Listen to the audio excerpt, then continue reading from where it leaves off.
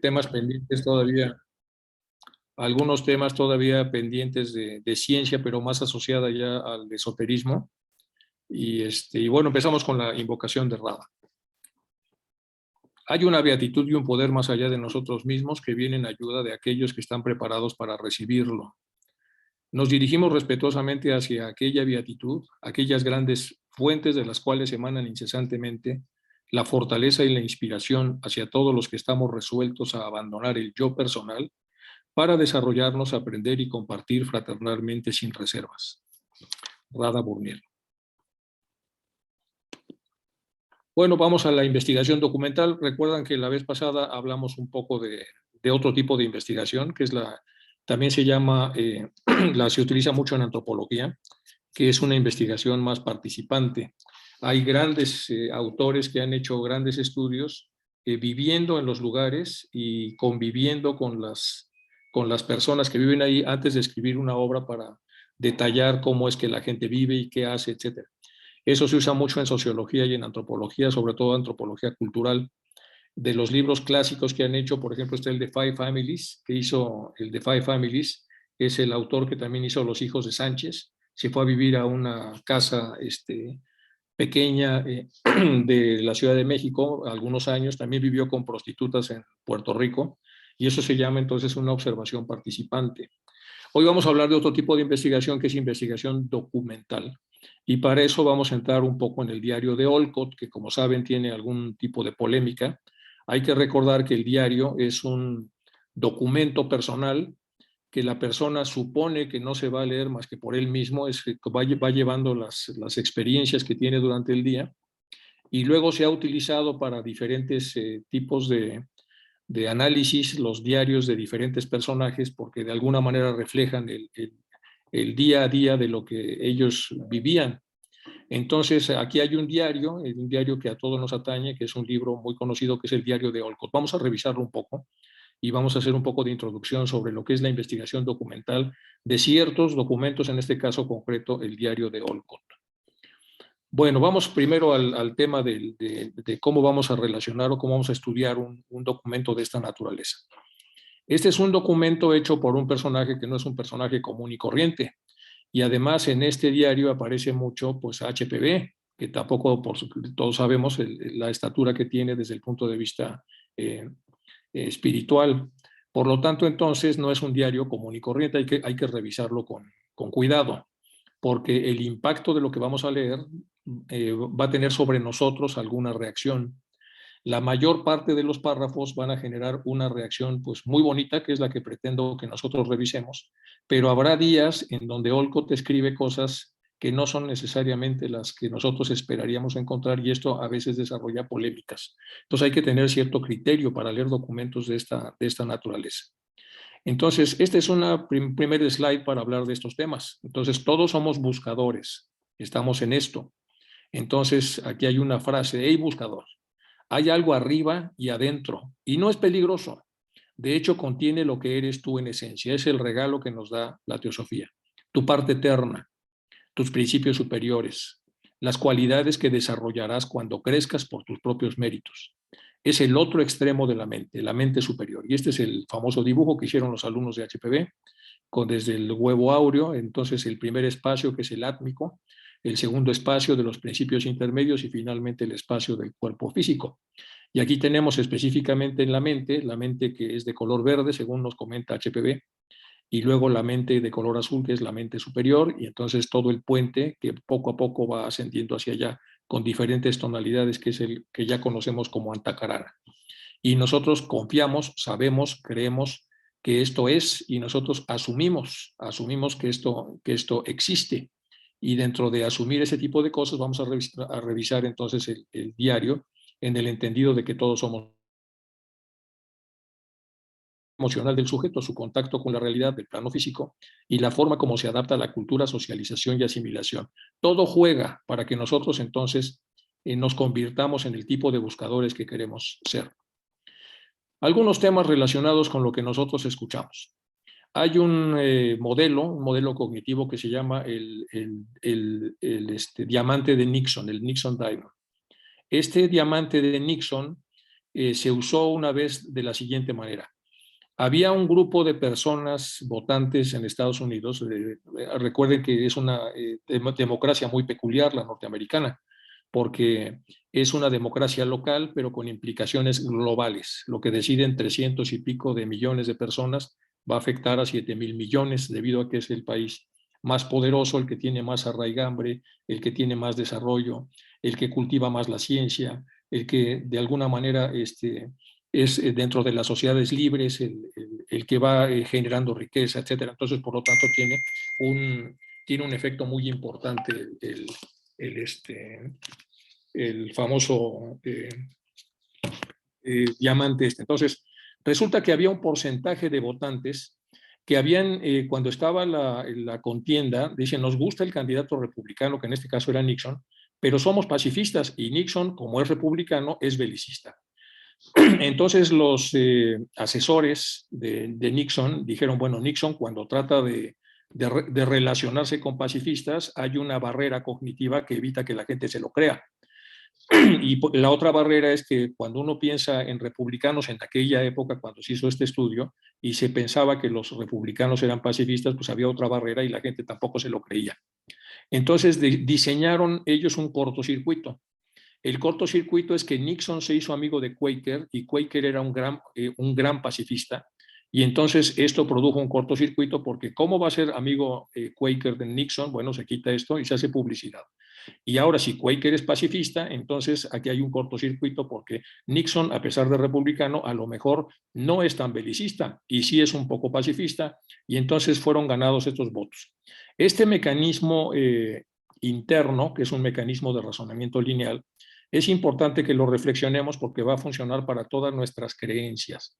Y a pesar de que nos encontremos con ciertas lecturas y ciertas cosas, en algún momento dado, alguna aparente contradicción, si estamos perfectamente fijos en el ideal que tenemos y la confianza que tenemos en el legado que se nos ha dejado, evitaremos que se pongan estos cortafuegos, o se quiten estos cortafuegos, porque estaremos todos perfectamente fijos en nuestra creencia. Entonces, recibimos activamente la enseñanza, la analizamos críticamente, la confirmamos a través de nuestro desarrollo y la asumimos. Y de esa manera esta es la manera natural de desarrollo. A veces recibimos pasivamente, lo analizamos sesgadamente, lo confirmamos medianamente y lo asumimos mal. Y a veces recibimos prejuiciosamente el contenido, lo analizamos cerradamente, es decir, no estando abiertos a analizarlo. Confirmamos lo que ya habíamos confirmado previamente, porque entramos ahí llenos de prejuicios y quedamos como estábamos. Entonces, por esa razón es separarnos de nosotros, observar la realidad, volver a integrarnos y poder entender esto. Y esta aclaración es importante porque vamos a revisar un diario. En el diario también vamos a ver algunas cosas de juicios y de observaciones, de afirmaciones y cosas que va a decir el que lo escribe, que es Olcott. Entonces tenemos el contacto con la realidad y la elaboración de juicios. La interpretación se basa en experiencias previas, expectativas, predisposiciones personales, y esto tiene una serie de secuencia en formato de 3 procesos. La recepción de la información, y usamos nuestros procesos sensoriales, cómo agrupamos los distintos trozos de información que hemos leído y recibido, y finalmente la comprensión de esa información, cómo esto va a afectar a lo que previamente ya sabíamos. Esto nos puede llevar a este esquema de distorsiones cognitivas. Algunos trastornos cursan con distorsiones cognitivas y con alteraciones de la percepción de la realidad. Es decir, si estamos demasiado expuestos a cosas que contradicen nuestras creencias, poco a poco se va debilitando la fuerza de aquello en lo que creemos.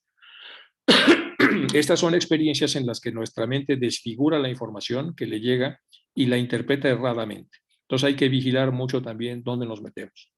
La anomalía en la construcción psicológica, que tiene que ver con la percepción, tiene este famoso cuadro que es muy conocido, donde si nosotros vemos esto como una nariz, entonces es una viejecita, donde este es el ojo, esta es la nariz y es la boca. Pero si vemos que esto es el mentón de una chica joven, esta es la nariz, esta es la oreja y este es el pelo de la chica joven, y es una chica que está volteando hacia allá. Las dos imágenes están revueltas, por así decirlo, en esta imagen, y cada quien, de acuerdo a su propia afiliación, elige cómo observarlas. Y luego hay una serie de patologías que se hacen sobre la interpretación de ciertos textos. y estas tienen que ver con las paraidolias, por ejemplo, que es asignar organización y significados a los estímulos ambiguos y poco estructurados. El día de hoy, los equipos de comunicación de muchos de los políticos utilizan toda esta metodología. Para evitar entonces que se debilite la creencia en alguno de ellos, hacen respuestas prácticamente inmediatas para hacer aclaraciones o para regresar otra vez a los juicios que ellos quieran, con los que quieran que sean percibidos. Pero lo vamos a aplicar nosotros a lo que realmente nosotros estudiamos. Por esas razones que vamos a observar con mucho cuidado el tema eh, de las posibles contaminaciones que podemos tener cognitivamente y que puedan debilitar las creencias que debemos tener todos como teósofos que somos. Entonces, estos se llaman engaños perceptivos, se suele convivir con el resto de las percepciones aparentemente normales, pero presentan un proceso de dilución. Bueno, esto es un poco la introducción. Ahora vamos a ver alteraciones cognitivas, que tampoco me voy a detener mucho en esto, simplemente que sepamos que existen. Aquí tenemos el famoso jarrón. Si vemos esto que hay un jarrón, y aquí tenemos los dos perfiles, y las cosas en relación a otras personas que nosotros empezamos a leer, algunas son creíbles y algunas son no creíbles. Algunas son tolerables, perdonables e imperdonables, o pueden ser de las no creíbles, nos causan desilusión, desmotivación o baja del entusiasmo. Estos son los efectos que tenemos nosotros cuando nos acercamos a ciertas literaturas tendenciosas o encontramos ciertas contradicciones en los textos. Todo esto es para afinar lo que va a ser la investigación documental. Bueno, poniendo a prueba la fuerza de la fe que tenemos en las cosas en las que tenemos fe. ¿A quién damos crédito? Bueno, y aquí hay una frase de Rubén Darío. Como sabemos, Rubén Darío, este hombre nicaragüense de fama mundial, con libros traducidos a varios idiomas, es todo un ícono de la poesía en castellano. Tiene un verso muy bonito, tiene una poesía relacionada a la calumnia. Veamos la profundidad que tiene, porque es muy hermosa y de alguna manera desnuda lo que es la calumnia. Dice, ¿puede una gota de lodo sobre un diamante caer? Punto y coma. Puede también de este modo su fulgor oscurecer. Punto y coma. Pero aunque el diamante todo se encuentre de fango lleno, el valor que lo hace bueno no perderá ni por un instante y ha de ser siempre diamante, por más que lo manche el cieno. Esta poesía es bellísima y nos dice exactamente lo que es la calumnia. Es decir, cuando se hace una afirmación sobre un producto que es muy bueno para mancharlo, lo que nos está diciendo es que finalmente el producto en esencia continúa siendo inmaculado, la mancha simplemente es el cieno que la tapa y ya de cada persona es la responsabilidad de observar el diamante en cuanto a tal o quedarse con la idea de la mancha. Y bueno, aquí más cosas sobre este tema. Estas son algunas frases que existen a este respecto. Dice, la ciencia no crea las leyes que rigen a la naturaleza, solo las descubre. Entonces, ¿por qué se sienten tan ufanos los científicos? Si no están creando nada, lo que están haciendo solamente es descubrirlas. La teosofía es la realidad y los seres humanos vamos aprendiendo progresivamente porciones del conocimiento de esta realidad. El movimiento teosófico moderno fue creado por Blavatsky, Olcott y George, que fueron los fundadores, quienes fundaron la Sociedad Teosófica en 1875. Segunda idea, la teosofía tiene un lado doctrinario y un lado eminentemente práctico, ya que la vida del teósofo debería ajustarse en la mayor medida posible a la doctrina que sostiene. Los valores que rigen la vida idealmente tienen que llevar estas relaciones fuertemente con la vida altruista, orientada al servicio a los demás. La acción desinteresada, la consideración de los otros como sujetos y no como medio, y el manejo del propio egoísmo son ejemplos de valores que la teosofía fomenta. Si sabemos esto y escuchamos o leemos de repente el diario de cualquier teósofo y nos da por aplicar juicios, empezamos entonces, en vez de leer este documento como algo documental, lo utilizamos como un instrumento para encontrar de alguna manera cortocircuitos. Bueno, el 17 de noviembre, día de la fundación de la Sociedad Teosófica, hace algunos años Ángeles Torra Butrón, presidenta de la Sociedad Teosófica Española, hizo algunas reflexiones sobre la Sociedad Teosófica y la teosofía, en ocasión al 138 aniversario de la fundación de la ASP. Aquí está Ángeles. El mensaje de los fundadores es un mensaje, dijo Ángeles, para todo aquel que quiera escuchar esta voz interior, que desde el fondo de nuestros corazones conoce el camino y nos indica por dónde ir. ¿Cuál es esa voz interior? Pues lo que ya vimos acá. ¿De dónde procede? Pues de aquí, de esta zona, de Budi. Y entonces ella lo comenta dentro de la prosa que nos está ofreciendo como voz interior. Ellos, los fundadores, tenían la esperanza de que el futuro, el suyo, habría siempre alguien dispuesto a entregar sus esfuerzos por hacer que la fraternidad universal que ya existe en los mundos arquetípicos se consolide en el plano físico. Esto que está escribiendo ella es muy bello. Esa fraternidad que ya existe como idea, es decir, en las ideas platónicas, en los mundos donde las ideas son perfectas, los arquetípicos, se consolide en el plano físico, es decir, el plano más bajo donde estamos. Y ahora formamos parte de ese futuro que ellos intuían y no debemos perder de vista ese empeño en promover la fraternidad universal. Y esto lo subrayó hace 17 días Rada Burnier, la presidenta internacional de nuestra ciudad, abandonó el plano físico. Ha sido la 7ª después de la fundación. El primer presidente fue Olcott, el cofundador con HPV, de un movimiento que cambió la manera de vivir de muchas personas y que sigue cambiando hoy. Nadie se acerque a la teosofía, que se acerque puede permanecer indiferente a las enseñanzas a las que tiene acceso. Otra parte muy bella. Nos dejó, a modo de crónica histórica, las hojas de un viejo diario, dice Ángels, gracias a lo cual podemos hacernos una idea de lo que fueron las dificultades primeras para poner en marcha este increíble movimiento. Luego ya se va con la segunda presidenta que fue Annie Besant, etc. Pero vamos a tomar esta frase de que este es un documento muy importante, las hojas de un viejo diario que escribe Olcott, en donde nos vamos a dar una idea de cómo se fue cocinando los prolegómenos de lo que sería posteriormente esta sociedad a la que todos pertenecemos. Y bueno, Rada, aquí algo de Rada dice, lo que vamos a hacer en la organización depende enteramente de nosotros. Existe la posibilidad de rejuvenecerla, mas para eso se precisa crear un nuevo espíritu, una comprensión de su misión. Si procuramos solamente dar una buena imagen de la sociedad, tornarla respetable, con numerosos miembros, enunciando palabras de orden nacionalista, o otras que estén de moda, y si hacemos de la teosofía una fórmula muerta, entonces la sociedad dejará de tener el papel vital que se propone. Esto es fuerte, mas si hubiese al menos un pequeño número de miembros que lleven las cosas en serio, que se interesen profundamente por vivir la verdad, sea la de la sociedad teosófica o de cualquier otra seria, entonces podrá haber una fuente de vida nueva, que en realidad es la voz de la vida, que encontrará en innumerables lugares un eco de corazones abiertos para recibirla. La piedra de toque de esa línea de trabajo interior de Rada Burnier ha sido siempre la regeneración humana.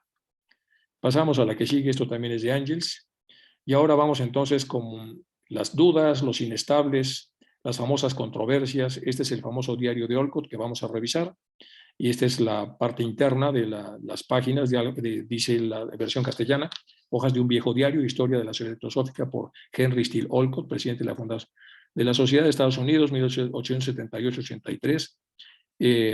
Nada cansa ni da lugar a la malicia. Y luego aquí viene traducido en la edición 2002 por The Theosophical Publishing House, y etcétera, etcétera. Bueno, y aquí viene una aclaración de algo que se ha prestado a dudas y que ha generado polémica, y que no le voy a entrar a eso, simplemente que sabemos que en algunos de los que ya conocen la obra, pues se ha usado esto para tratar de que lo poquito en lo que se dice, lo que tiene controversia, sirva para descalificar un documento que, como ya vimos, Ángels nos recomienda que revisemos por el enorme valor histórico que tiene. Aquí está lo que dice William George en inglés, pero aquí está la traducción. El vocablo, bueno, lo que está diciendo es que ha salido un artículo en Lucifer en donde se dice que totalmente se dice que no es genuina la acusación que se hace de Olcott respecto a lo que aparece en el diario. El vocablo calumnia, para terminar, dice, significa acusación o imputación grave o falsa hecha contra alguien, o de imponer o levantar un falso testimonio o falacia, sistemáticamente como falta de respeto o consideración. Hay muchos estudios sobre las calumnias. Está el caso Dreyfus, que es de los que más se estudian, y en ese caso se demuestra que cuando una persona es calumniada, aunque después se arregle la calumnia y se desdiga el calumniador, la persona queda de alguna manera manchada o tachada. Eso lo pueden ustedes revisar con el famoso caso Dreyfus. Aquí está entonces Olcott, etcétera. Vamos a entrar ya al detalle. Bueno, budismo y ciencia. Tiene una parte de budismo y ciencia con observación y comprobación. Déjenme adaptarme. Dice, Olcott utiliza el razonamiento científico en una forma de síntesis en la presentación de su libro de budismo. Y dentro de ese libro incluye específicamente un capítulo que se llama, dentro de Budismo Catecismo, dentro del Catecismo Budista, el título de este capítulo se llama El budismo y la ciencia. Y eso es lo que vamos a revisar un poquito antes de entrar al diario. Entonces, aquí está el texto original de Ciencia y Budismo, y lo que dice básicamente es lo siguiente. Dice, ¿tiene el budismo algún derecho a ser considerado una religión científica o puede clasificarse como una revelación? Dice Olcott. Más enteramente no es una religión con revelación. El Buda no predicó así, ni debe serlo comprendido así. Por el contrario, lo dio como la declaración de verdades eternas. Esto está subrayado, o lo subrayo. Es más bien una declaración de verdades eternas, no el proceso a través del cual se van descubriendo las mismas, lo cual sería la ciencia, que sus predecesores habían enseñado así como él mismo. Repita de nuevo el nombre del sutra en el que Buda nos dice que no creamos en una supuesta revelación sin probarla por la propia razón y experiencia. Entonces le reviran a él para decir, bueno, es que la ciencia, como es observación y comprobación, pues resulta que hay un sutra en donde se recomienda que se experimente para confirmar. Y dice él, sí, es el Kalama Sutra de Anguta Nikaya. ¿Aceptan los budistas la teoría de que todo ha sido formado de la nada por un creador? Dice, el Buda enseñó que hay dos cosas sin causa, es decir, Akasha y Nirvana. Todo tiene que salir de Akasha en obediencia a la ley del movimiento inherente a ella, y después de cierta existencia pasa. Nada salió de la nada. Hacemos no creer en milagros, por eso negamos la creación, ya que no podemos concebir una creación de algo a partir de la nada. Nada orgánico es eterno. Todo es en un estado de flujo constante y experimentando cambios y reformas, manteniendo la continuidad de acuerdo con la ley de evolución. Bueno, aquí respecto al Kalama Sutra de Nikaya, aquí viene la síntesis para ver cuál es el famoso sutra este. En este sutra, Buda Gautama pasa por el pueblo de Kasaputra y sus habitantes. Los Kalamas le piden consejo. Muchos gurús pasan por el pueblo, dicen, exponiendo sus enseñanzas y criticando las de los demás. ¿Cuál de ellas debemos seguir? Le preguntan a Buda. En respuesta, obtienen este sutra que sirve de introducción a las creencias budistas para aquellos a quienes no convenzan las experiencias de los demás. Buda recomienda a los kalamas no creer en enseñanzas religiosas porque varias fuentes digan que son verdad o solamente porque digan que son verdad o porque se apoyen en varios métodos prácticos o pruebas. Él les recomienda que encuentren la sabiduría a partir de las experiencias propias personales. Les dice que sus propias enseñanzas no las deberían aceptar con los ojos cerrados, sino que deberían ser tomadas en cuenta únicamente tras decidir sobre el peso del valor de dicha enseñanza. Se trata de no creer lo que ha sido adquirido por haber sido escuchado por sucesivas repeticiones, ni por el simple hecho de que la tradición lo diga o por rumores. Buda especifica 10 fuentes que no deberían ser utilizadas para aceptar que algo es verdadero sin la experimentación y verificación correspondiente por una mente crítica suficientemente abierta a ser influido por el peso de estas verdades. Entonces, la tradición, las fuentes de noticias, escrituras ni textos oficiales, razonamientos falaces, razonamientos filosóficos, sentido común, la propia opinión personal, autoridades o expertos, el propio maestro. Sin embargo, dice que cuando uno es personalmente sabe que la ciencia, que cierta enseñanza es provechosa y no dañina y que merece la pena ser tenida en cuenta porque conduce a la felicidad y que es elogiada sensatamente y no sobrevalorada, uno debería entonces creer en ella y practicarla. Es decir, si sirve, si te hace mejores seres humanos, si te ayuda, si evita los conflictos, si va hacia la fraternidad, pues abrázala, porque algo bueno debe tener. Entonces, el famoso sutra para poderlo revisar. Más cosas sobre el tema, se opone el budismo a la educación y al estudio de la ciencia, todo lo contrario. En otro de los sutras, en un discurso predicado el Buda especificando como uno de los deberes de un maestro que debe dar a sus alumnos instrucción en ciencia y tradición. Las enseñanzas superiores del Buda son para los iluminados, el sabio y el reflexivo. Puede mostrar más respaldo del budismo por la ciencia, bueno, etcétera. Les dejo esto para que lo revisen. Son solamente 2 hojas del catecismo budista para tratar de entrar un poco en la mente de la persona que va a escribir el diario. Y bueno, vamos a tratar de avanzar un poco más rápido. El principal interés religioso de Olcott era el budismo y es comúnmente conocido por su trabajo en Sri Lanka, lo que antes era Ceilán. Después de una correspondencia de 2 años con Sri Piyatarana Tissa Majanacalle, Tero y Blavatsky llegaron entonces a la capital de Colombo, el 16 de mayo. Colombo es la capital de Sri Lanka. Elena Blavatsky y Olcott tomaron 5 preceptos en el Vijayanda Viharaya, ubicado en el Veilmata de Galé del 19 de mayo de 1880. Ese día Olcott y Blavatsky fueron formalmente reconocidos como budistas, aunque Olcott señaló que anteriormente se habían declarado budistas mientras aún vivían en Estados Unidos, sin haber seguido esta iniciación. Durante su estadía en Sri Lanka, Olcott se esforzó en revivir el budismo en la región, mientras compilaba los principios del budismo para la educación de los occidentales. Fue durante este periodo que escribió el Catecismo Budista, al que ya hicimos referencia, que todavía se usa en la actualidad. La Sociedad Teosófica construyó varias escuelas budistas en Ceilán, entre las que destacan el Ananda College, que de hecho pues, hay un montón de Anandas allí en el sur, hasta universidades en donde se usa el Ananda College, el College Kandy de 1887, luego el College de Kurnegala en 1888 y algunos otros por el estilo. Bueno, todo esto fue lo que fue construido por este hombre relacionado con el budismo. Y estos son los famosos 5 preceptos que tomaron tanto HPB como Olcott. Y esta es la carta firmada, vean ustedes, este es el certificado de que fueron tomados los estudios estos para hacer la famosa iniciación, y está firmado por Henry Steele Olcott. Y aquí están las cosas que se deben observar para esta iniciación en el budismo. Y ahora vamos ya al tema en cuestión. Toda esa introducción es para ver quién está escribiendo. Pues Olcott, ya lo verificamos un poco con su catecismo budista.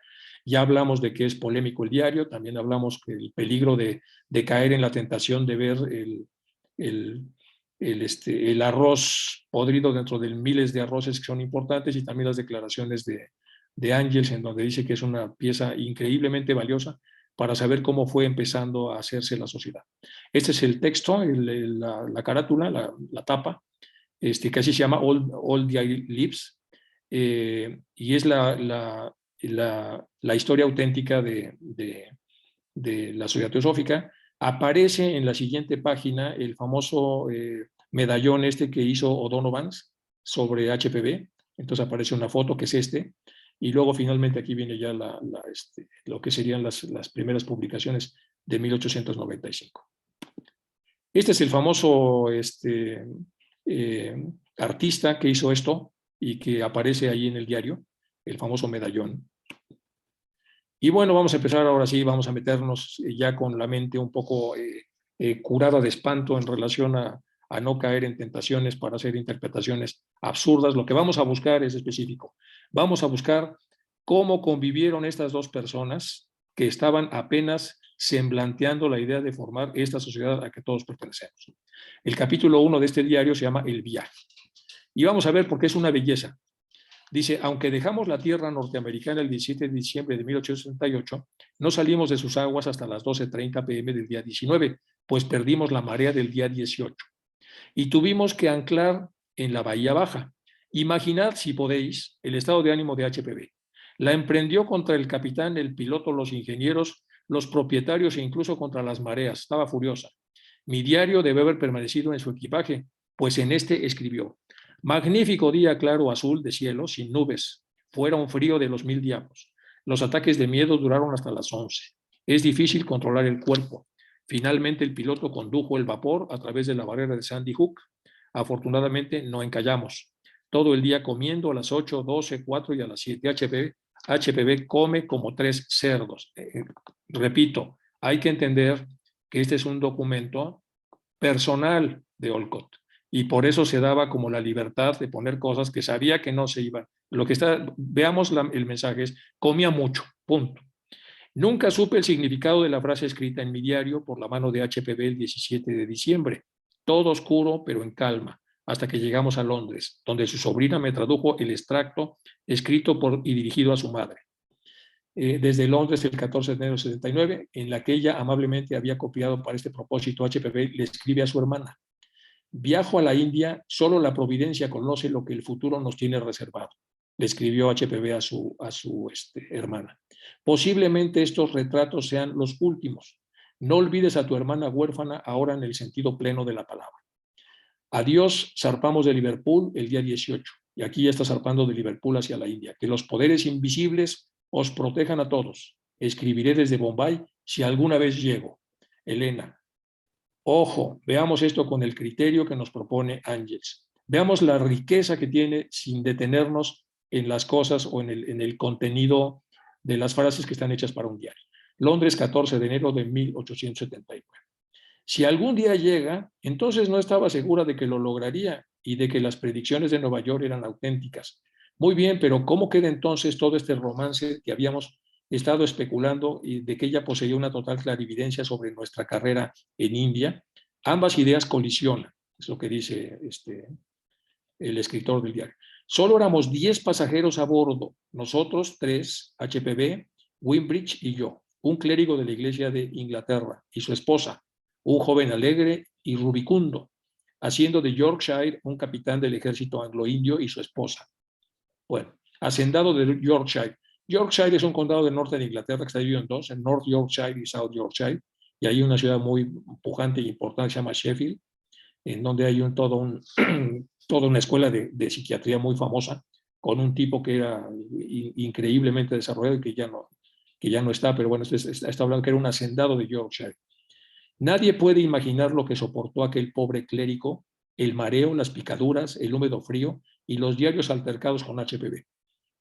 Y aunque ella le ofrecía su opinión sin reservas acerca de su profesión, en ocasiones lo hacía utilizando expresiones adecuadas para coagular la sangre de este pobre hombre. Él poseía la amplitud de mente necesaria para advertir sus nobles cualidades y al separarnos casi lloró al perderla. Incluso le envió su retrato y le pidió el suyo a cambio. O sea, al final agradeció muchísimo a HPV las observaciones que le hizo. Gozamos de buen tiempo solo 3 días enteros. El 22 cambió y tal como lo registra HPV, viento, temporal y lluvia y etcétera. Es el famoso canal de Suez porque lo atravesaron más o menos en 1890. Es una foto o una pintura de 1890 que era más o menos de la época en la que estamos hablando que cruzaron el canal. Y esta es la ruta que siguieron, la ruta que se hacía para ir a Bombay, la clásica que era rodeando África, pero la que ya se seguía en la época de HPV es esta. Entonces se pasa por el canal de Suez y del canal de Suez ya se va hasta Bombay. Bueno, y aquí viene lo bueno. La niebla empaparon las alondras del salón, todos mareados, con excepción de la señora Whisk y HPV, el Maloney. La mañana siguiente fue buena otra vez, pero un terrible temporal estalló sobre nosotros en la tarde y el capitán durante toda la velada contaba historias pavorosas sobre naufragios y ahogamientos, dice Olcott. La señora y señor se aterrorizaron tremendamente, los pasajeros, después de que los demonios de la tormenta nos hubieron de perseguido como si estuvieran al servicio de los oponentes de nuestra ST. Parecía como si todos los vientos que Eolo embolsó para Ulises se hubieran soltado en masa. Existe una entrada mía que sigue a lo largo de las páginas, aquí refiere de diciembre a saber. Aquí continúa una serie de días y noches de aburrimiento, agitación y angustia. En las noches, sacudidos como una pelota de bádminton entre las raquetas. Por el día, las horas transcurrieron pesadamente, en que cada una parece a sí misma un día entero. Un pequeño grupo de pasajeros incompatibles, hastiados de la visión del rostro de los demás. HPV escribe en alguna página correspondiente un determinado día. Una noche de sacudidas y rodamientos. HSO enfermo en la calle, en la cama, monotonía, estupidez, agotamiento. Oh tierra, oh por la India y el hogar. Esperamos el fin de año y le dimos bienvenida al nuevo. Las campanas de la nave sonaron 2 veces, 8 repiques abajo. En el cuarto de máquinas, de acuerdo con la costumbre, se escuchó una algarabía en las campanadas y cacerolas y barras de acero y otros objetos sonoros para dar la bienvenida al año. El día de Año Nuevo de 1979 entramos en el Canal de la Mancha por un mar de niebla típico de nuestro futuro, aún no manifestado. Maniobrando muy cuidadosamente y rozando por muchos veleros, retiramos al piloto, un tipo de hombre muy viejo y rancio, a las 2:30, y a las 5:30 tuvimos que echar anclas en las afueras del Deal. Como el capitán descubrió después, su visión se había deteriorado tanto que no podía distinguir con claridad una luz verde de una roja. Ciertamente hubiéramos tenido razones para lamentarnos si no hubiera sido por la vigilancia infatigable del capitán Sommer, un tipo espléndido, ornato del servicio mercante británico. Si el piloto no se hubiera vuelto corto de vista con la edad, hubiera guiado nuestro barco directamente a través del Támesis, ahorrándonos casi todo el día de disgustos en ese canal. Una densa niebla se cerró sobre nosotros y continuamos nuestro recorrido tan cautamente que tuvimos que echar anclas de nuevo la noche siguiente y solo alcanzamos el Gravesend de la mañana donde tomamos el tren hasta Londres y así finalizamos la primera etapa de nuestro largo viaje, es decir, Nueva York a Londres.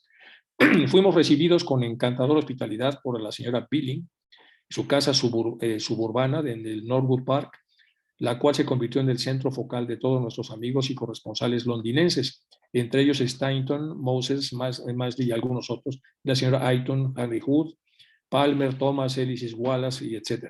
Varios estudiantes hindúes de leyes, de medicina, la señora Cowens y otras damas y caballeros. El 5 de enero presidió una reunión en la ST británica en la cual se llevó a cabo una elección de cargos.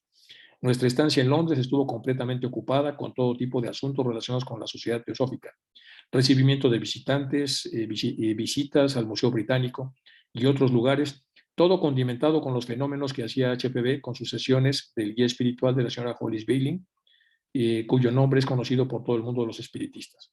El incidente más notable de nuestra estancia en Londres fue el encuentro de 3 de nosotros con un maestro mientras caminábamos por la calle, Cannon.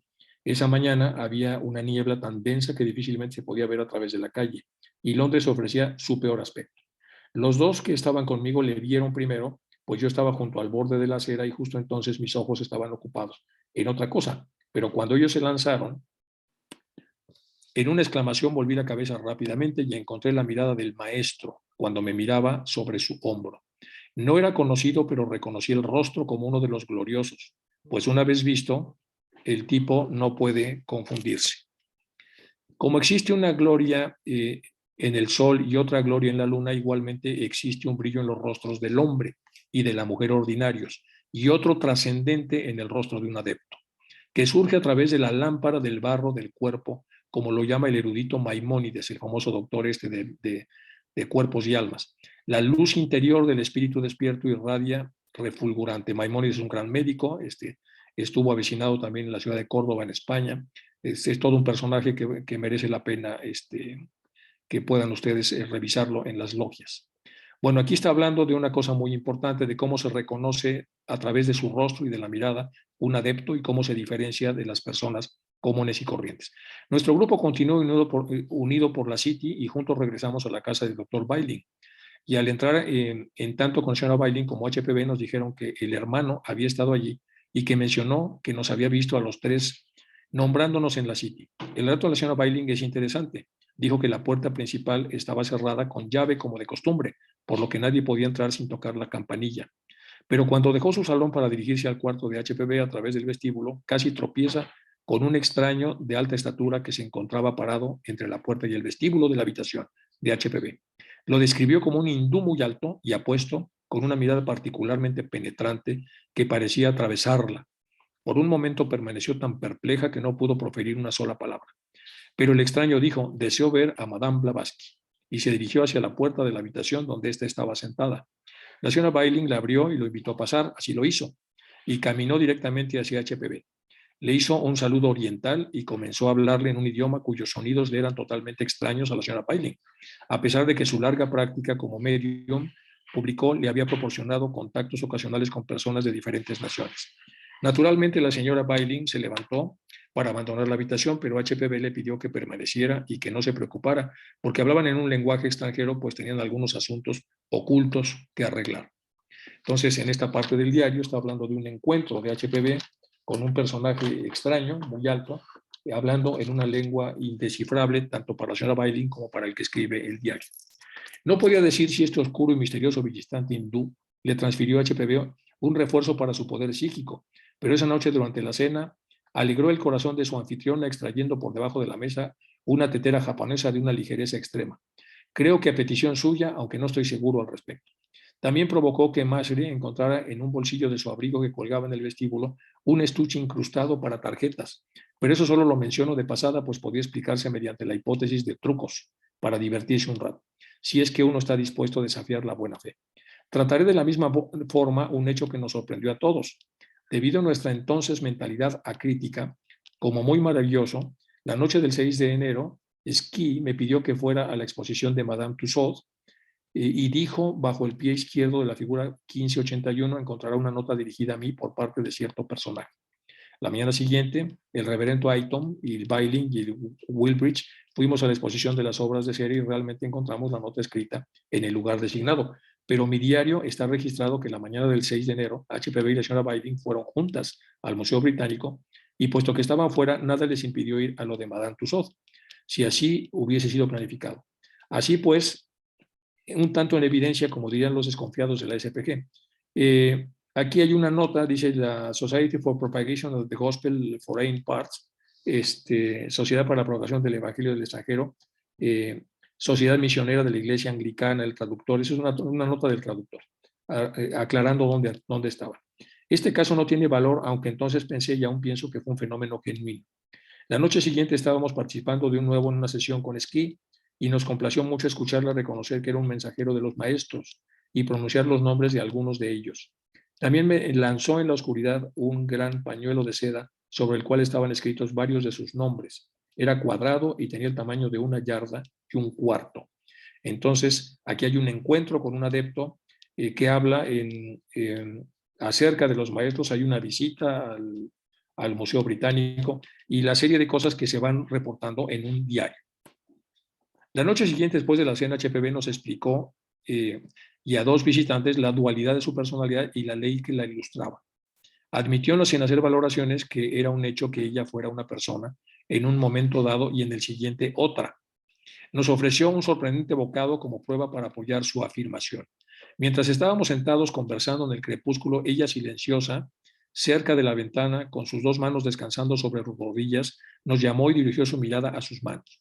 Una de ellas era tan blanca, tan escultórica como de costumbre, pero la otra mano era más grande como la de un hombre, cubierta con la piel oscura de un hindú, y mirando maravillado su rostro observamos que sus cabellos y cejas también habían cambiado de color y de rubio claro se habían vuelto negro azabache. Digamos que fue un maya hipnótico. Aún así, cuán bueno fue producirlo sin pronunciar palabras, lo que provoca la sugestión. Puede haber sido un maya, pues recuerdo que la mañana siguiente su cabello aún era más oscuro que el natural, es decir, se le olvidó regresar.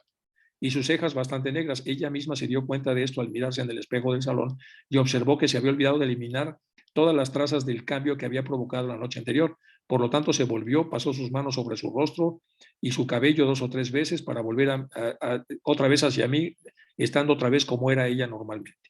Entonces, en esta zona, él está describiendo dentro de su diario que para entretenerse o lo que fuera, ella cambió su rostro y su fisonomía y luego se le olvidó y cuando despertó estaba todavía con ese rostro, por lo tanto tuvo que hacer algo para regresar otra vez al rostro original. El 15 de enero enviamos nuestro pesado equipaje a Liverpool. El 17 publicó una nota ejecutiva nombrando entonces aquí al mayor general Dougherty de Estados Unidos, etcétera, etcétera. Presidente interino de la ST, señor Curtis, secretario correspondiente, bla, bla, bla. Este arreglo tenía el propósito de llevar a cabo el trabajo de los cuarteles generales de Nueva York hasta que se decidiera que fuera a la disposición de la sociedad de acuerdo a lo que sucedería después de que nos estableciéramos en Bombay. La misma noche a las 9:40 dejamos Eusteron, camino a Liverpool, luego de una deliciosa estancia de 15 días con y entre nuestros amables amigos y colegas. Muchos estuvieron allí para despedirnos. Y recuerdo como si hubiera sucedido ayer, cómo caminamos a lo largo de la vista que separa al doctor George White y el intercambiador de opiniones sobre temas religiosos. Al día siguiente lo pasamos con el general Western en el hotel de Liverpool y a las 5 p.m. embarcamos en el Speke Hall bajo un aguacero espantoso. El velero lucía sucio, desagradable, y a esto hay que agregarle la caída de lluvia, el olor de las húmedas colgaduras, las alfombras del salón, los camarotes, más los desamparados rostros de los 40 compañeros de viaje. Todos tan disgustados como nosotros mismos, era un desgraciado presagio para nuestro largo viaje hacia la India. Suciedad y ruido, cuando nos embarcamos en Nueva York, suciedad y malos olores cuando nos embarcamos en Liverpool.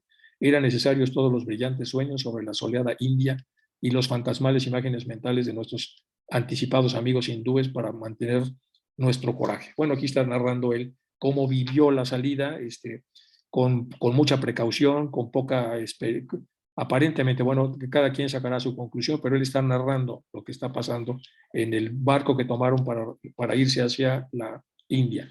Permanecimos anclados en el Mersey toda la noche del día 18, pero zarpamos al amanecer. Mi diario muestra la forma en que nos pareció.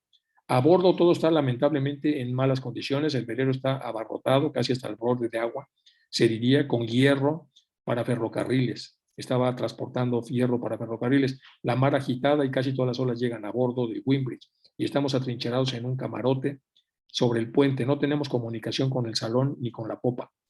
Para un hombre de tierra firme, resulta un riesgo intentar ese paso. Cuán desfavorable es el resto para los camareros, lo demuestra el hecho de que no nos sirvieron nada para comer hasta las 3. Faltan un par de páginas nada más y entramos un poco al análisis. La misma desgracia continúa al día siguiente, de no haber sido por una canasta de pan y mantequilla que nos habían ofrecido en Londres y que afortunadamente se encontraba en nuestro camarote. Hubiéramos pasado mucha hambre. Entre tanto, HPB se las ingeniaba para animar a los sirvientes y al resto de los pasajeros, quienes con una o dos excepciones estaban escandalizados por su lenguaje fuerte, ultrajados por la heterodoxia religiosa y unánimemente le votaron como un fastidio. Cuando al barco lo golpeó un fuerte oleaje, HPB fue lanzada contra una pata de la mesa del comedor y se lesionó seriamente la rodilla. Aquí está hablando entonces de otro detalle, de esos detalles que hay en los diarios. Al tercer día los recibimos, al tercer día los dos recibimos su orden perentoria para presentarnos en la popa, por lo que nos enrollamos en pantalones hasta las rodillas, levantamos los zapatos y calcetines en nuestras manos y nos apresuramos a través del negligentemente resbaladizo puente entre los balanceos del buque. Encontramos el salón en confusión, retiradas las alfombras y agua y cosas mojadas por doquier, y los olores que uno podría esperar después de que el camarote de un barco hubiese permanecido cerrado durante 2 o 3 días. HPB yacía en su camarote con la rodilla afectada y a través del espacio confinado de los pequeños camarotes, su fuerte voz clamaba en nombre de la camarera. «Señora Yates», con entonaciones estentórica, «oh Golfo de Vizcaya bajo qué poco encantador aspecto fuiste presentado a nosotros, pobres miserables, mareados. Pasamos el cabo de Finisterre la noche del 23 de enero y así nos libramos del enfurecido Golfo. Pero no apareció el sol ese día y el transitar de nuestro camarote al salón era como el abrirse camino a través de la húmeda zanja por la caída de un molino. Al siguiente día el tiempo cambió y tuvimos un cielo azul y un mar zafiro. El aire era flagrante y primaveral y nuestros sucios pasajeros salieron a rastras para solearse en el brillo del día. Las costas africanas de color rosa y ópalo, vistas a través de una niebla pálida, se alzaban como acantilados de fantasía desde el mar. A la velocidad de 250 o 300 millas al día navegamos por el Mediterráneo, pasamos Gibraltar y Argel en dirección a Malta, donde anclamos la noche del 28 de enero y llenamos los depósitos de carbón. Bajamos tierra y vimos la pintoresca fortaleza y la ciudad tan famosa en la historia por los hechos de heroísmo que protagonizaron tanto sus sitiadores como sus defensores. Hay que recordar que Jean de la Valette, en enormes deficiencias de número de personas, pudo defender el puerto que ahora se llama La Valeta. Zarpamos de nuevo a la mañana siguiente con el buque manchado de polvo de carbón hasta cada rincón. Y grieta, para variar tuvimos mal tiempo, casi tan pronto dejamos el puerto. El maltrecho barco volteaba y cabeceaba como toda persona y lo cubrían olas que no se hubieran notado en un buque menos cargado. Toda la brillantez escapó desde luego de los rostros de los pasajeros y estábamos miserablemente mareados. Fue nuestra única compensación que la misma HPB, quien nos había estado ridiculizando por nuestra débil voluntad, a cada rato nos regañaba, presentándose como ejemplo, fue alcanzada por el karma y también fue víctima del mareo. Nos tocó entonces mofarnos y burlarnos y así pagamos con la misma moneda. Es decir, estaban todos bromeando por los mareos del himeneo que tenían ahí. Llegamos a Port Said, es decir, ya van a pasar por el canal de Suez. El 2 de febrero todos lo visitamos y así llegó el canal de Suez. El bendito descanso para los sacudidos por la tormenta de 2 días con sus noches. Esto hay que recordar ocurrió en los días anteriores al uso de los reflectores eléctricos que hacen posible el paso a través del canal. Esto hay que recordar ocurrió en los días anteriores. Todavía no había la iluminación que posteriormente se puso en el canal. El Space Hall entró a las 10:30 del día 2, se detuvo esa noche frente a la población de Jajandra, en donde un café árabe, bebimos genuino café negro y dimos algunas fumadas a los narguiles. La noche siguiente nos detuvimos en un apeadero de 5 millas de Suez, en donde disfruté de una alegre velada en la casa del jefe. Una compañía de 2 pilotos corsos, quienes hablaban el francés con fluidez, y al final, a comienzos del amanecer, apareció el Mar Rojo y comenzó la tercera y final etapa de nuestro peregrinaje marítimo hacia la tierra del deseo en Suez. Hay que recordar que eran casi 17 días de viaje entre Suez y Bombay. Por lo general, 2 días más, 2 días menos, dependiendo de las condiciones del clima. Nos esperaban cartas de nuestros amigos hindúes, quienes alentaron nuestra febril ansiedad para llegar a nuestro destino lo más pronto posible. Esa noche la luna pavimentó con plata las aguas del Golfo de Suez y sentimos como si estuviéramos navegando en un mar de sueños. Nada importante sucedió hasta el 12, cuando un tubo de chimenea estalló en la caldera y tuvimos que detenernos para repararlo. Arreglarlo estalló de nuevo al día siguiente y hubo 2 largas esperas, muchas horas preciosas perdidas y sentimos mucha irritación por estar retenidos de esa manera cuando deberíamos estar ya cerca de las luces de Bombay.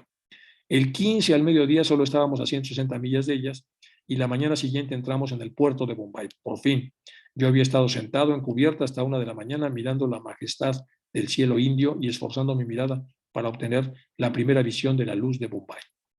Llegó finalmente, por así decir, la lámpara, alzándose del mar y fui a la cama para descansar mi agotado cuerpo para el trabajo del día siguiente. Antes de la salida del sol ya estaba de nuevo sobre la cubierta y mientras nos dirigíamos rápidamente hacia nuestro fondeadero, disfruté del panorama del puerto que se extendió ante mí. Elefanta, delante de nosotros, fue la primera localidad que perdimos que se nos mostrara, pues se trataba del tipo y representación visible de esa India antigua, esa sagrada Vajrabhachada, que nuestros corazones habían ansiado ver resucitada en la India de hoy. ¡Ay, cuánto nos dirigimos hacia el promontorio de la colina Malabar! El sueño se disipó. La India que vimos allí era la de los suntuosos bungalows, enmarcados con el lujo de floridos jardines ingleses y rodeados de todos de signos de riqueza, ganada con el comercio extranjero. La Yabarta de la era del elefanta había sido exterminada por el esplendor chillón de un nuevo orden de cosas en el cual la religión, la filosofía no tenían lugar y la adoración más sincera se ofrece a la imagen de la reina en la rupia actual. Ahora nos hemos acostumbrado a ello, pero en aquel primer instante fue dolorosa la sensación. Lo que está diciendo es que esperaban encontrar la India auténtica y lo que encontraron fue un montón de bungalows de los invasores, es decir, de la parte imperial de la propia India. Apenas había el buque echado anclas cuando fuimos todos abordados por 3 caballeros hindúes que nos buscaban. Todos nos parecían extraños, pero cuando pronunciaron sus nombres, abrí mis brazos y los apreté contra mi pecho. Se trataba de Moje, Takerati y Pandit. Shirami Kishanababa y el señor Vélez citar todos poseedores de los diplomas de nuestra sociedad. No es de extrañarse que no conociera a Molje, ataviado como estaba con la artística vestidura de su casta Bajatia. Bueno, y la capa superior del... Bueno, cuando él y yo cruzamos juntos el Atlántico en 1870, llevaba ropa europea y para nada se parecía a su aspecto actual.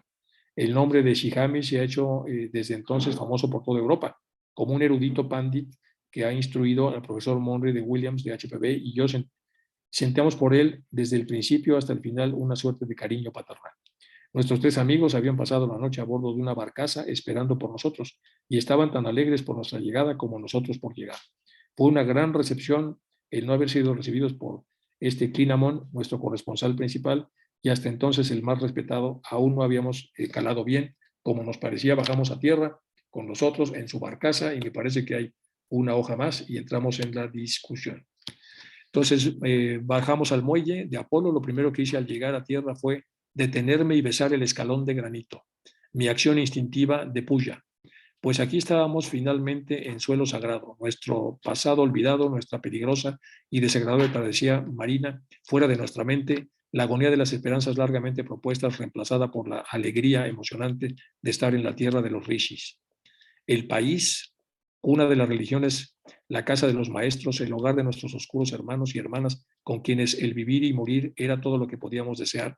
Todas las cosas crueles de nuestros compañeros de viaje nos habían contado sobre su debilidad moral, su servilismo, su incapacidad para mantener la fe y ganarse el respeto de los europeos, ya se habían olvidado, pues los amábamos por su prosapia y por sus muy reales imperfecciones. Incluso estábamos preparados para amarlos por ellos mismos. Y al menos en mi caso ese sentimiento se ha mantenido hasta el día de hoy. Para mí, en un sentido muy real, ellos son mi pueblo, mi país. Que las bendiciones de los sabios sean y moren con ellos y estén siempre. Bueno, aquí hay todo un formato de fraternidad muy bonito. Luego empieza el capítulo 2 y ahí nos vamos a quedar. Nada más acuérdense que esta es una revisión con toda la idea de que se lea en las logias este documento, porque es un documento prototípico y nos da muchos detalles de cómo se vivía, cómo se viajaba en aquella época, lo mucho que costaba moverse de un lugar a otro, las cantidades, situaciones que se vivían dentro del barco, etcétera, hasta que finalmente se llegaba ahí, sobre todo para la sociedad en la que estamos ahora, en donde después de 8 horas de vuelo llegamos muertos de risa a un Londres-Bombay, pero antes ya vimos el lío que era poder aproximarse y hacer esas distancias. Bueno, instalándonos en Bombay, y con eso se termina la revisión que estamos haciendo, fue una mano ardiente que el indio Suryadeva colocó sobre nuestras cabezas mientras aguardábamos en el muelle de Apolo. El sol del mediodía de Bombay es una sorpresa para el visitante occidental y tuvimos el tiempo suficiente para sentir todo su poder antes de que Sir Hursun viniera a rescatarnos. Habíamos subido al buque justo después de que habíamos desembarcado y así nos obligó a esperarlo en el ardiente malecón con el aire caliente vibrando alrededor nuestro. Aquí está hablando de la experiencia de muchos europeos que llegaban por debajo de los trópicos, entraba el sol mucho más recto, provocándoles quemaduras, además del intenso calor, cosas no vividas en aquel entonces por la forma en la que se viajaba. Junto a Hurrichon y los tres caballeros antes mencionados, no recuerdo a ningún otro que hubiera venido a recibirnos al desembarcar, un hecho que fue amargamente resentido por los miembros de Arya Samaj, quienes culparon a su entonces presidente de abrigar propósitos egoístas al mantener desinformados a sus correligionarios sobre nuestros movimientos para así poder disfrutar él solo de nuestra compañía y no compartirla con los demás. Las calles de Bombay nos encantaron con su sorprendente carácter oriental, las altas castas, las viviendas educadas, la novedosa vestimenta, etcétera, etcétera. Bueno, esto es entonces lo que hay del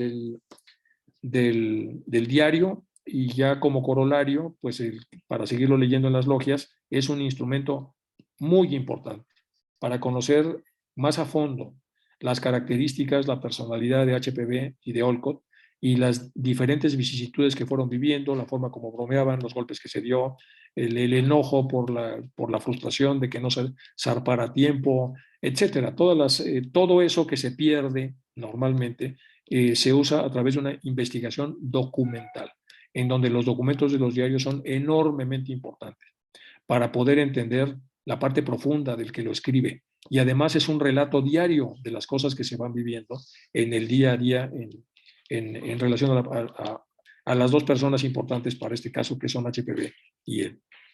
Bueno, con esto terminamos la parte del diario y vamos a entrar ahora en otra parte que se llama aplicaciones del esoterismo a la fe.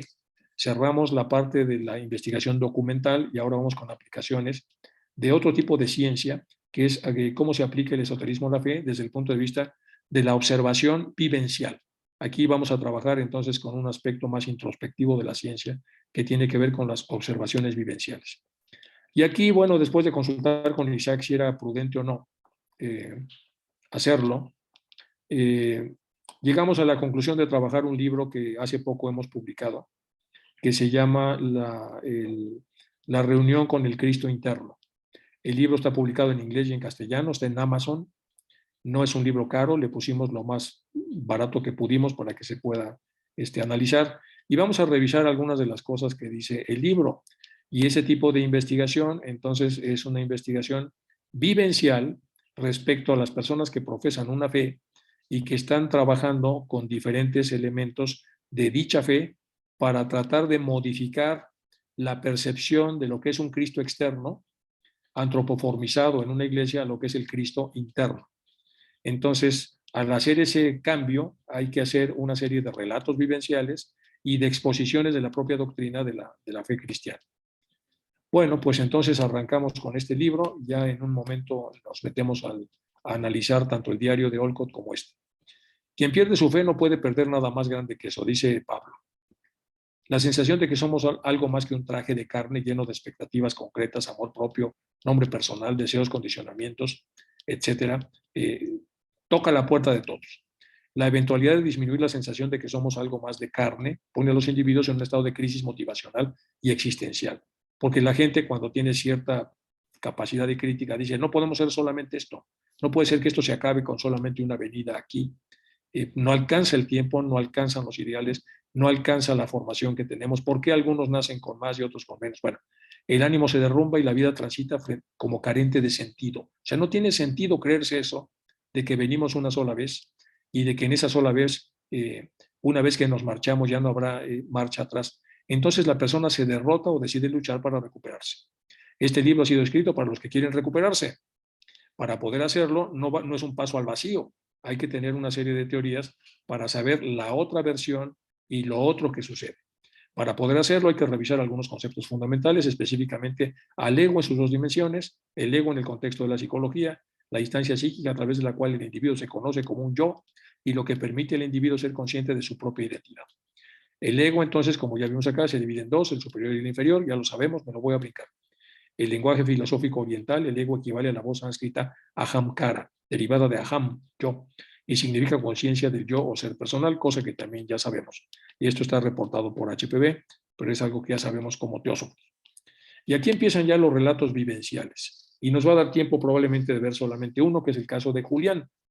Entonces, tener fe requiere coraje, la capacidad de correr un riesgo, la disposición de aceptar incluso el dolor y la desilusión. Eric Fromm, esto es de Eric Fromm. Julián, vamos con el caso vivencial. Es un ingeniero químico que trabaja como director de una firma farmacéutica, joven. Siempre fue el promedio más alto a lo largo de su historia escolar. O sea, un hombre muy preparado y, bueno, serio, enfocado en el estudio, esforzado, triunfador, se adaptó a sus circunstancias externas mostrando una eficiencia espectacular. O sea, todo un scholar, una persona muy desarrollada, director de una gran compañía. Por otro lado, Julián vivió toda su infancia, adolescencia y juventud en compañía de su madre y su abuelo Ramón. Su padre abandonó la familia cuando Julián tenía apenas 3 años y Ramón, el abuelo, se hizo cargo de él. Su madre era devota cristiana y su abuelo también, pero Julián, desde temprana edad, se convirtió en un hombre de ciencia, iconoclasta en el sentido de ser antisistema. Como todo apóstata, se retiró de la Iglesia Católica por considerar que sus dogmas eran poco creíbles. En el fondo, ser cristiano le estorbaba su imagen exterior de hombre de ciencia, culto y cuestionador de las ideas con poco fundamento, que es eso de lo que estaba formada la Iglesia en esta época de este personaje. Un día domingo por la mañana, aquí tenemos entonces ya la introducción a lo que del personaje que vamos a hablar de Julián. Entonces, un iconoclasta, un hombre crítico, que le pesaba mucho decir que su abuela y su abuelo, perdón, que su madre y su abuelo eran eh, eh, cristianos debido a que en el cristianismo los hombres de ciencia lo veían como algo no apropiado para un hombre crítico y desarrollado. Un día domingo por la mañana, Julián recibe la llamada telefónica de su madre, eran las 6 de la mañana. Julián, tu abuelo acaba de fallecer. Julián sintió un sobresalto, sudor frío, su abuelo, su adoración, su guía, su padre sustituto, estaba muerto. Hizo una pausa de casi 3 minutos antes de contestar a su sollozante madre. Voy para allá de inmediato. Entonces aquí la vivencia empieza con este relato. ¿Y qué más pasó? Pues de todo, vamos a ver. Mientras se dirige a casa de su madre y su abuelo, no pudo contener el llanto. ¿Cómo pudo pasar esto? Estaba totalmente sano, tenía 67 años. ¿Qué pudo haber pasado? Fue un infarto, le dijo su tío Ricardo en la puerta de la casa. Estuvo semiconsciente un par de horas, desde las 4 de la mañana, con dolor muy fuerte en el pecho. Nos enteramos de la gravedad cuando ya era demasiado tarde. Julián se dirigió a la habitación de su amado abuelo. Encontró una carta dirigida a él, a Julián, y la leyó. Y decía, querido nieto, estoy cerca de terminar mi estancia en este plano físico. He llevado una vida llena de dicha por haber tenido como hija a la persona ideal y por haber tenido mi fe siempre intacta y limpia y por haber convivido con el mejor nieto que Dios pudo darme, que eres tú. Sé que triunfarás en la vida profesional, pero temo por tu vida interior. Quiero que reflexiones con profundidad y explores la sabiduría de Jesucristo. Hazlo por mí, por favor. Dame ese último regalo. Comulga durante mi novenario. Escucha las homilías. Lee el Nuevo Testamento y luego tomarás la decisión que quieras. Es mi último deseo. Julián, incómodo por sentir que se trataba de una imposición irrespetuosa, apartó la carta, pero el dolor que sentía le hizo reconsiderar. Bueno, dijo Pasuder, serán solamente 9 días y volverás a tu vida normal. Claro, ya sin el abuelo. Julián asistió al funeral, después al entierro, finalmente llegó el momento de la primera misa. Titubeante se confesó como le había pedido su abuelo. Padre, no he comulgado desde que tenía 9 años y ahora tengo 28. ¿Por qué ahora quieres comulgar después de tanto tiempo? Le dijo el padre. Por voluntad de mi abuelo que falleció y me pidió que comulgara los siguientes 9 días. Si no es por voluntad tuya, no puedo confesarte, dijo el sacerdote. Medita bien lo que estás diciendo. Si vienes aquí es porque realmente quieres volver a reunirte con Cristo. Padre, es que me cuesta trabajo creer en la iglesia, usted sabe, los escándalos, la superficialidad, la poca coherencia con la enseñanza, y además no creen en un Cristo que está en el cielo, ahí en el espacio exterior, lo que hay son planetas, galaxias. Por otra parte, me considero una persona triunfadora, tengo un trabajo estable, la gente me admira, se dirige a mí con respeto, gano mucho dinero. Bueno, el sacerdote hizo una pausa antes de contestar. Hijo mío, estoy buscando la inspiración apropiada para continuar con esta confesión, le dijo. Vean qué interesante. No has venido aquí a decir las razones por las que te has perdido la fe, sino más bien el Cristo al que se le reza es el Cristo interno, el que vive en tu interior, es el Dios del que habla San Pablo. No vas a buscarlo ni encontrarlo en el espacio exterior sentado en una nube, porque está en tu interior, es tu conciencia más profunda, es el asiento de tus secretos insondeables e inconfesables, el lugar de tu intimidad más recóndita. Ahí está el Cristo interior. ¿Quieres confesarte ante Él y ante mí para que te dé la absolución? Julián se sintió sorprendido por la respuesta del sacerdote. Padre, dijo Julián, ¿cómo puede usted afirmar que hay un Cristo dentro de mí? ¿Eres feliz? Preguntó el padre. ¿Conoces esa felicidad que se puede sentir sin ser el mejor, sin ganar mucho dinero, sin ser admirado por todos, sin ser triunfador? Julián se sintió acorralado y una sensación de sudor frío regresó al cuerpo. Padre, yo solo quiero que me absuelva para poder comulgar como me pidió mi abuelo, por favor. Muy bien, dime el resto de tus pecados y espero te comprometas con escuchar la voz interior de tu conciencia que proviene de ahí, de tu Cristo interno. No porque no creas en Él significa que no existe, no porque no lo veas en la intangibilidad quiere decir que sea irreal. Es, está en la voz que te impulsa a ser mejor, que te reclama cuando te equivocas, que te acompaña y aconseja, que te previene de peligros, que te ayuda a convivir sanamente y a cuidar de la naturaleza, que te ayuda a respetar y te enseña a amar. La confesión siguió, Julián rezó su penitencia y apenas tuvo tiempo para comulgar tal como lo había solicitado su abuelo. Al final de la misa, la familia esperó fuera de la iglesia para atender a sus amistades y parientes. Julián estaba distraído con lo escuchado en el confesionario. Quería seguir conversando con aquel sacerdote. Se sintió desubicado. Al día siguiente, en la segunda misa, acudió al confesionario para buscar al padre que lo había confesado, pero estaba otro en su lugar. Perdone, padre, pero quisiera hablar con el padre que estaba ayer aquí. Lo siento mucho, el padre se ha marchado a su monasterio. Es un religioso, no es un sacerdote. Es un religioso franciscano que ayer me sustituyó, porque ayer yo no pude estar durante todo el día en la iglesia. ¿Cuándo vuelve a confesar? No creo que regrese a confesar, le digo que no es de aquí, pertenece a una orden religiosa. ¿Me podría usted sacar de dudas sobre el Cristo interior? No sé de qué me estás hablando, le dijo el otro, el sacerdote. Estoy aquí para confesar, si no tiene claro lo que vino, por favor deje pasar a los demás. Nuevamente el sudor frío recorrió todo el cuerpo de Julián. ¿Por qué me tocó ese religioso ayer? ¿Por qué me ha hablado de estos temas? ¿Cómo puedo buscarlo para seguir conversando con él? En la vida de Julián, la muerte del abuelo, la conversación con el confesionario, con el religioso desconocido, fueron suficientes para transformarlo interiormente. Empezaron las lecturas, los encuentros con religiosos que quisieron instruirle, y poco a poco acompañó a su madre, que era una devota comprometida, a la misa dominical, analizando y respetando el ritual, aprendió a dirigir sus plegarias y rezos a su abuelo, haciendo el intento a sí mismo y reconfortado y con paz. Bueno, el propósito de este libro es inspirar al buscador serio para que aproveche las grandes ocasiones que la vida le proporciona y no pierda la oportunidad de convertirse en el sendero. Esta propuesta ha sido transmitida desde la antigüedad a través de grandes personajes que tuvieron vidas comprometidas y dedicadas a los ideales que profesaron, y fueron instructores que predicaron a través del ejemplo.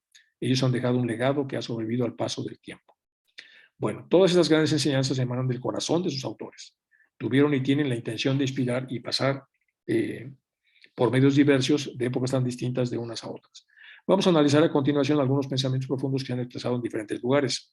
Por ejemplo, buscando mis amores, esto es